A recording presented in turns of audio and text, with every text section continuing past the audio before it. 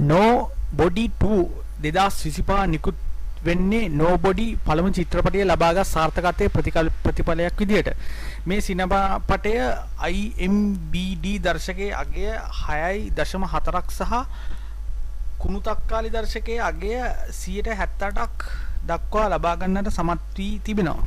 ඉතින් පළමු චිත්‍රපටය හා සංසන්දනය කළොත් ඒක විශාල පහත වැටීමක් ලෙස සලකන්න පුළුවන්. ඒ වගේම පළමුවෙනි සිනමාපටය හා සසඳන කල ලැබිලා තියෙන ප්‍රතිචාරයත් ඉතාම අඩු මට්ටමේ තමා තියෙන්නේ. පළමු සිනමාපටයේ රංගන දායකත්වයේ දක්වපු මේ සිනමාපටයේත් ඉන්න ඔන්න. චිත්‍රපටයේ කතාව ගැන කෙටියෙන් විස්තර කළොත් ඉතින් හච් මැන්සෙල් කියන්නේ බොහොම සාමකාමී අහිංසක පෞල්කාරයෙක් නෙවෙයි.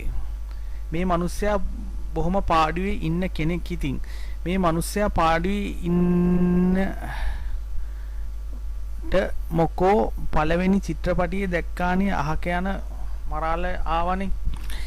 ඊට පස්සේ ඉතින් මේ මිනිස්සයා වටේටම නෙළුවා. පස්සේ බැලින්නම් අහිංසකයා වගේ උන්නට අතිශය දරුණු කෙනෙක් කියලා දැක්කනේ. ඉතින් ගියවර සිනමාපටයේ හච් රුසියානු කල්ලියක් එක පැටලිලා කරපු විනාශය හච් බේරගන්න රාජ්‍ය ආයතනයක් සහාය ආවා මතකයිනේ. ඒකෙන් පස්සේ ඉතින් හච් ආයම තමන් තරුණ කාලේ කරපු රස්සාවට බැස්සා. ඉතින් ආයම තමන්ගේ පරණ රස්සාව කරගෙන හච් මැන්සෙලාට ඕන වෙනවා තමන්ගේ පවුලේ අයත් එක්ක නිවාඩුවක් ගත කරන්න. දරුමල්ලෝ එක්ක විනෝද වෙලා ලස්සන මතකයන් හදාගන්න. ඉතින් ඒකට හච් තෝරගන්නේ හච්ගේ තාත්තා එයාලව පොඩි කාලේ එක්කගෙන ගිය දුර ඈත තියෙන කුඩා නගරයක් ඔන්නේ.